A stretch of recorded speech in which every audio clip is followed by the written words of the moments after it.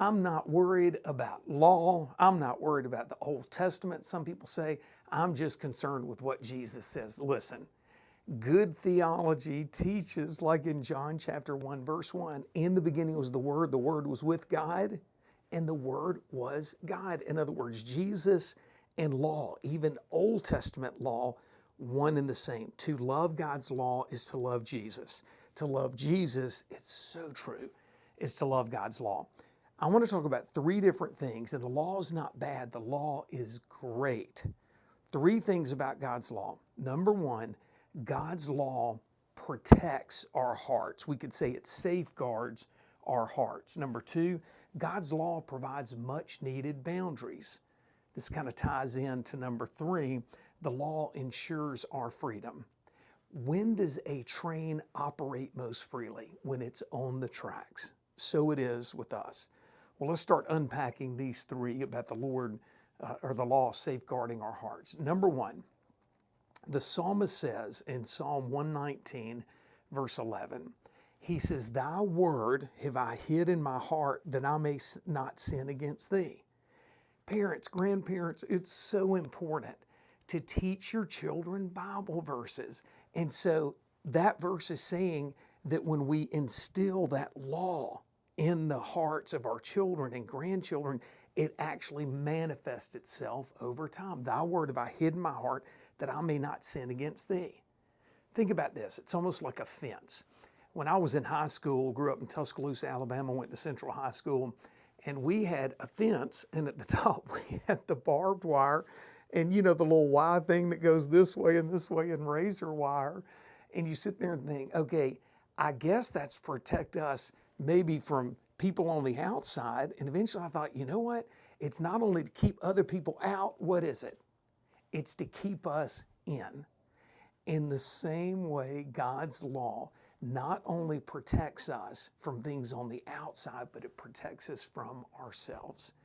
Here's what Proverbs chapter 4, verse 23 says, watch over your heart. In other words, put a fence around your heart. Guard your heart, for from it flow the well springs of life.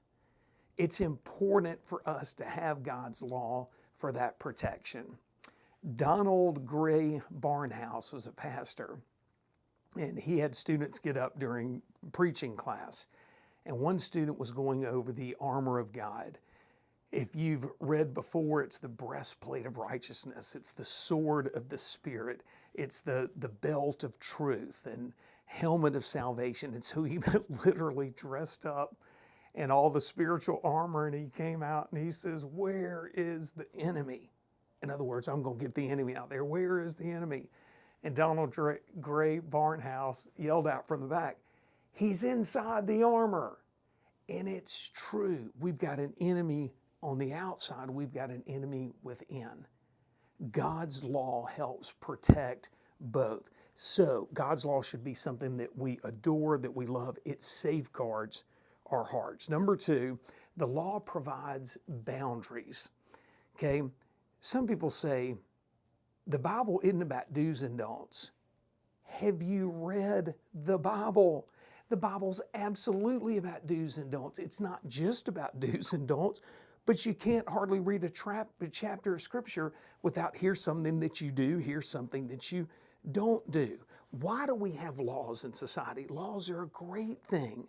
They not only prevent other people, let's say, from doing something crazy, but they protect us as well when other people aren't able to do crazy things. And it protects other people from us when necessary. 1 Corinthians chapter 4, verse 21 says this, shall I come to you with a rod of discipline, or should I come to you with a spirit of gentleness? Paul's writing to the church in Corinth, and they were just getting out of control. Things were so wild. It was like there was no law. And Paul is saying, look, should I come to you with a rod and discipline you, or should I come with gentleness? Either way, some things have to change. Think about that, a rod. A rod in Old Testament times could be used for two different things. Let's say you've got a shepherd. He's holding his staff. What could he do with that staff? Well, he could certainly lead the sheep, but when the sheep got out of line, not because he's mean, but out of danger if a sheep was going away into harm's way, and if the shepherd had to give a whack on the bottom for the sheep to come back into the fold. Well, we sit there and think it'd be easy to say, if you were a sheep, hey, I really love God's staff. But David in Psalm 23, he says, thy rod and thy staff. He says he loves thy rod and thy staff, okay? Because that rod and the staff protect him, not only again from the outside, but also from within. Oh, that's so great. Thy rod and thy staff, they comfort me. Not make me mad, there actually is a comfort.